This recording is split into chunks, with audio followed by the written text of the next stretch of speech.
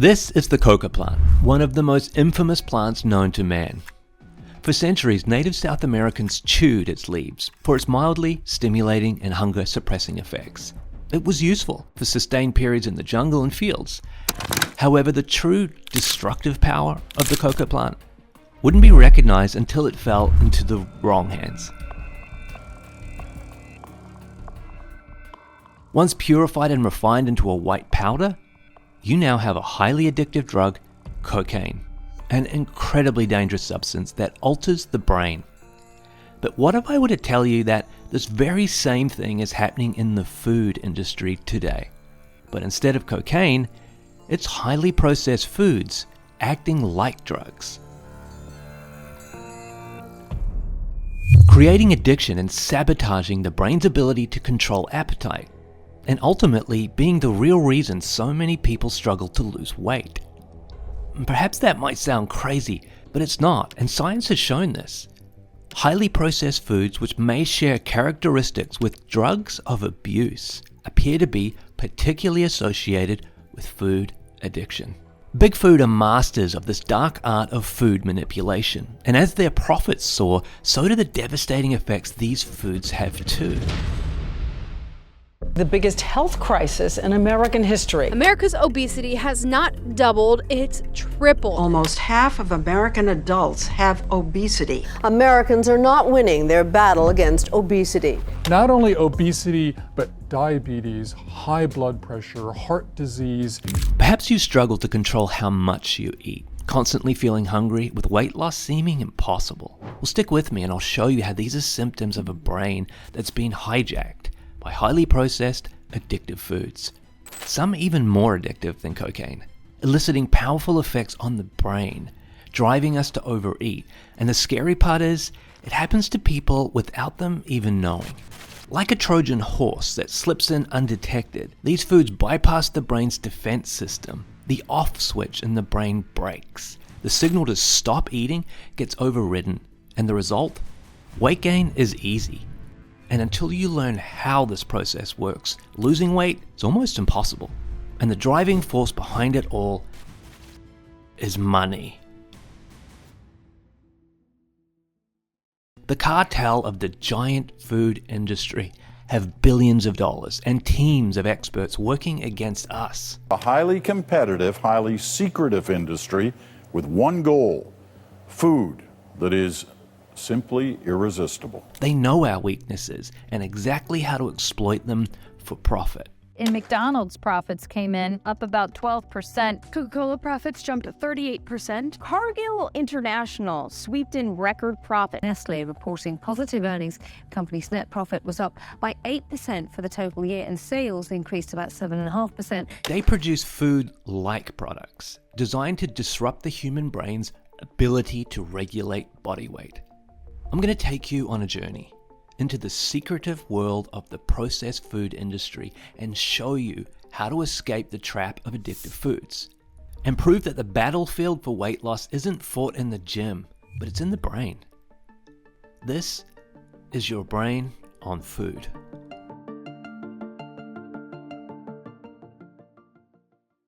So what does it look like when highly processed foods act like drugs and hijack the brain? Well, you eat, but you're never satisfied, not for long anyway. After eating a meal, minutes later you're eating dessert and then a snack. You'll go out of your way to get your favorite foods, driving to the supermarket late at night. And if you try to go without your favorite foods, a diet perhaps, it feels nasty. An itching feeling, irritation, nausea, headaches, and cravings. And for some, when they start eating, they simply can't seem to find the self-control needed to stop. These are all symptoms of a brain that's been altered by processed foods. Some of you might recall the famous Pringles slogan, "Once you've popped, you can't stop." And that's exactly what they're designed to do. Make it almost impossible to eat just one. But why? Are we just weak-minded and easily manipulated by clever marketing to mindlessly consume? Well, sure, the marketing does its job in brainwashing us, but that's not the real reason. What's really going on is that highly processed foods alter our hormones.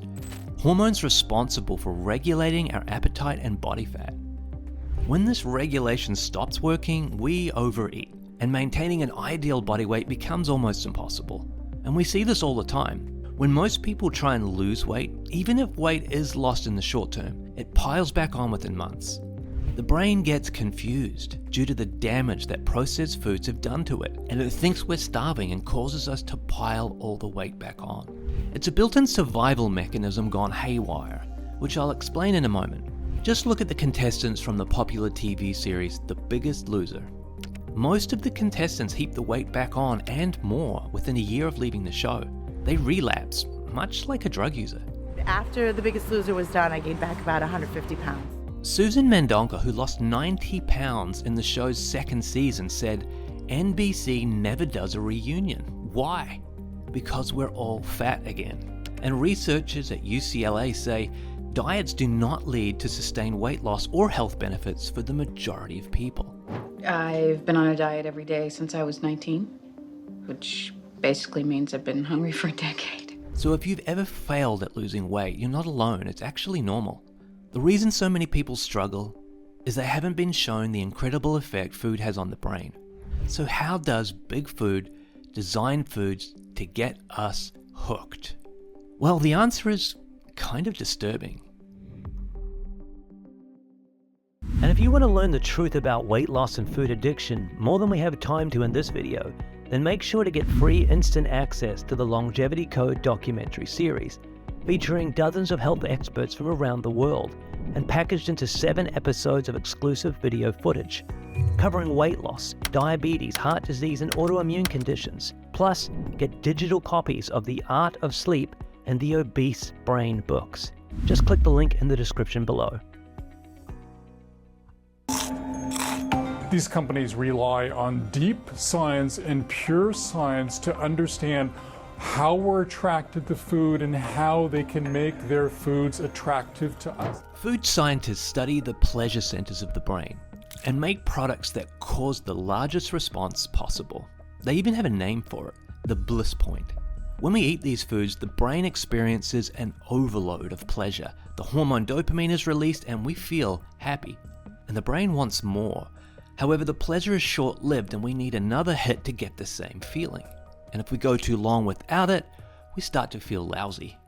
But before we discuss how this process happens in the brain, we first need to understand how we got here in the first place.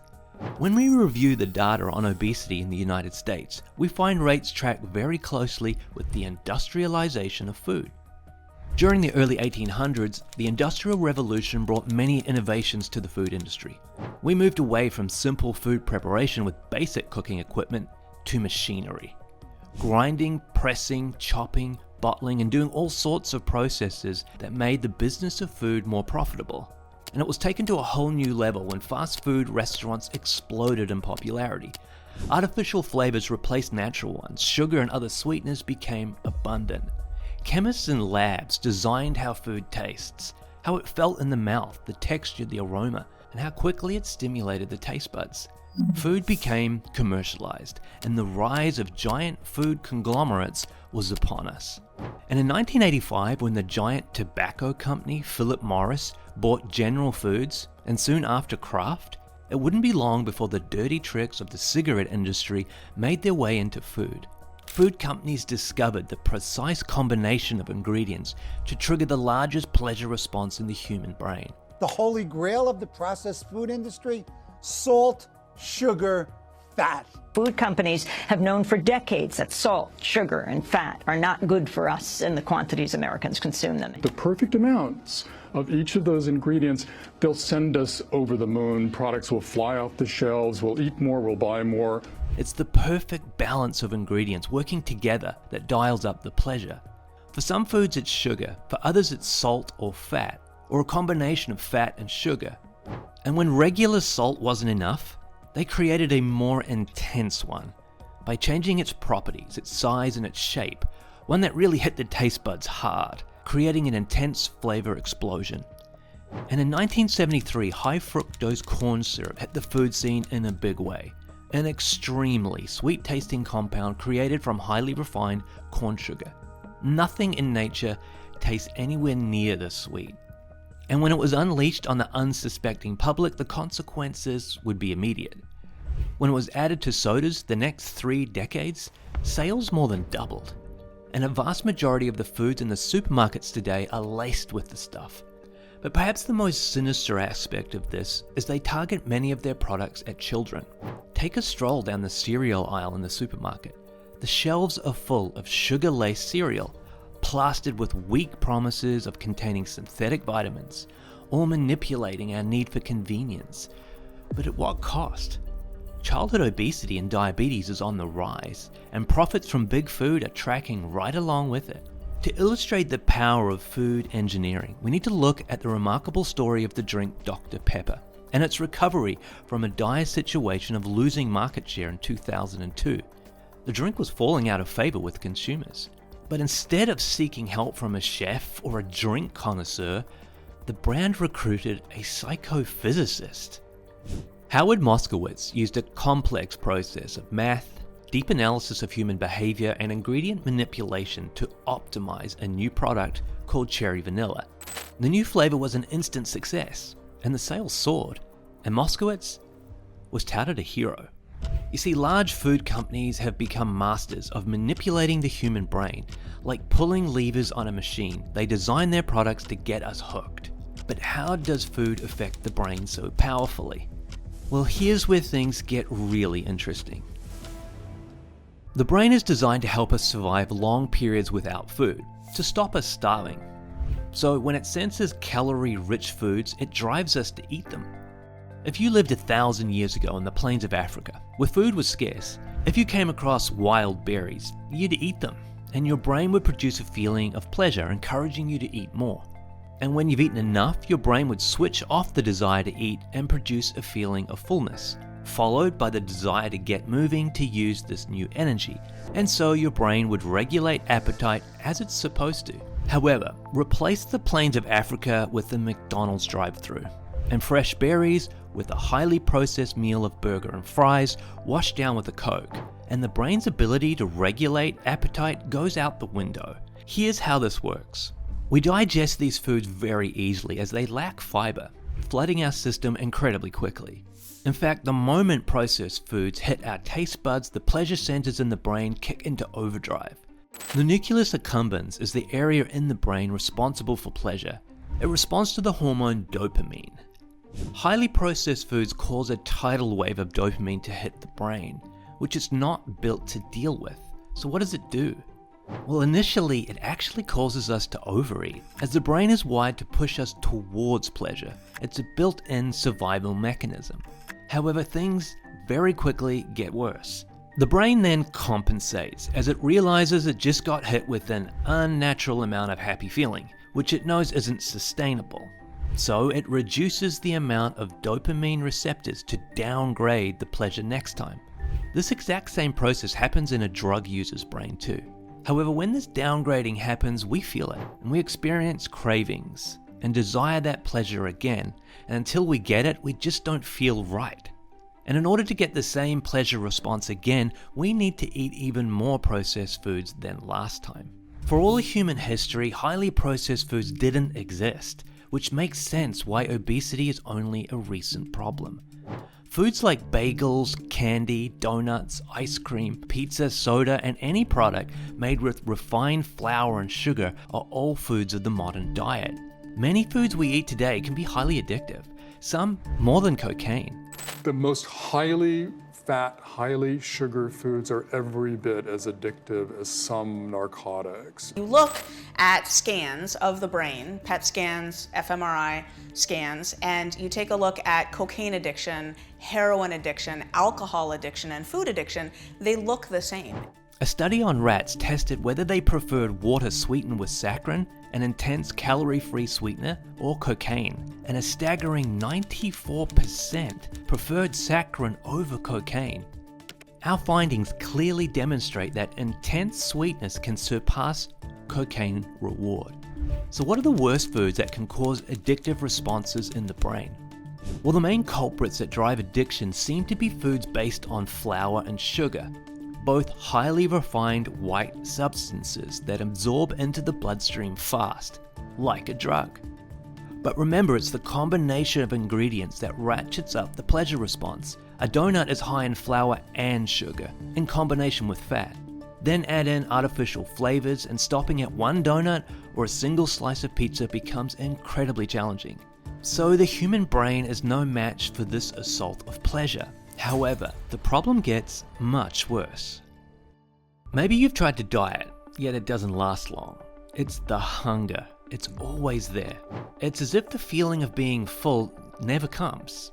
And that's because it doesn't. When I eat, I never want to stop, and I never feel like I have to. Because I've never really felt like I was full.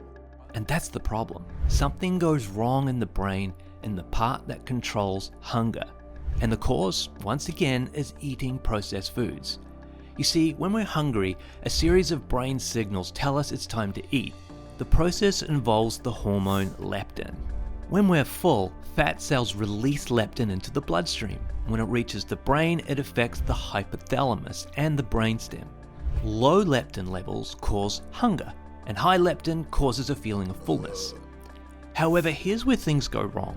If the brain stops recognizing leptin, even though there's plenty of it around, the signal to stop eating doesn't get sent. Insatiable hunger is the result.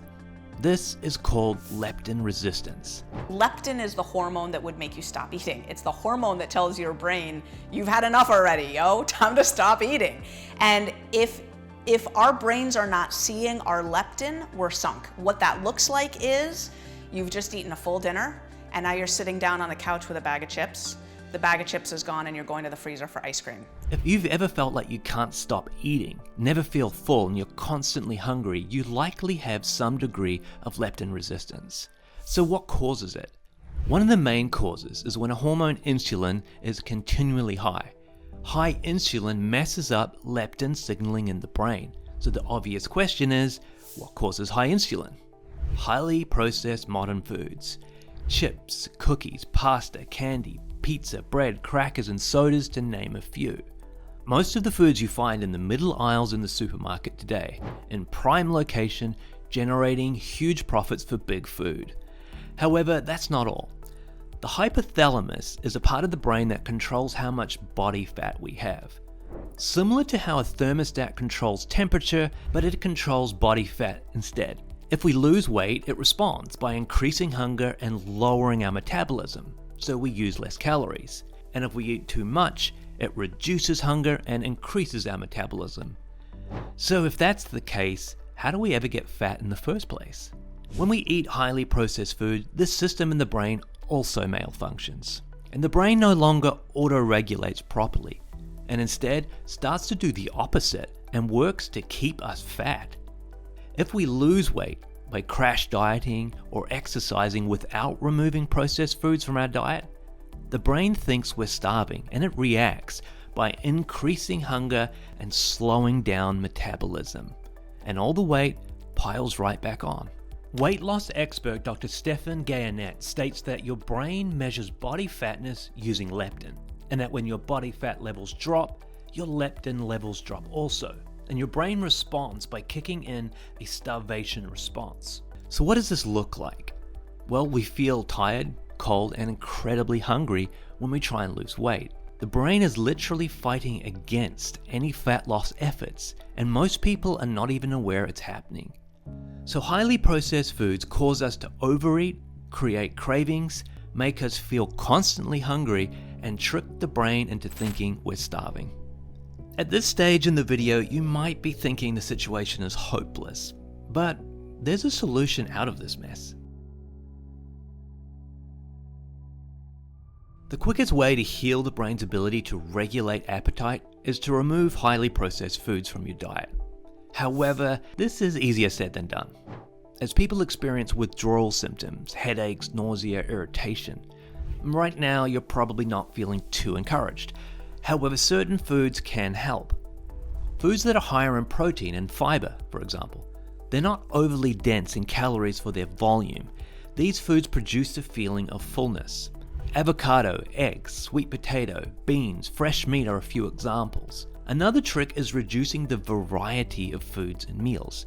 The fewer tastes and flavors meals have curb appetite. This approach of reducing variety in meals has been proven. One study concluded the availability of a variety of foods is an important factor in the amount eaten in any meal and the etiology of obesity. Weight loss expert Stephan Gaynet explains it like this. If you find yourself at a buffet, tapas restaurant, or similar situation in which high food variety may cause you to overeat, simply choose 3 items you think would make a satisfying meal and stick to them. Eating higher protein foods can also help. And again, to quote Gaynet, amino acids, the building blocks of proteins, act directly in the hypothalamus, influencing the lipostat system. In simple terms, when we digest protein, amino acids are produced, which have a positive effect on the part of the brain that controls body fat regulation. Now, if going cold turkey is too much, try doing it in stages instead. Perhaps start by removing soda from your diet for a week. Once you achieve that, move on to the next food. For some people, the fear of living without foods that they love can seem scary. However, there is good news. Over time, the brain heals. And believe it or not, genuine pleasure can be experienced from eating healthy food. It might be hard to imagine that right now, but it's true. Keep in mind, you won't experience the same level of pleasure that eating chocolate or a donut gives, but those foods are what got us into this mess in the first place. But nonetheless, you can still enjoy food. So the playing field for weight loss is not fought in the gym, but in the brain. And as you remove these foods altogether, your life can change dramatically. And you can beat big food's evil business of highly processed foods.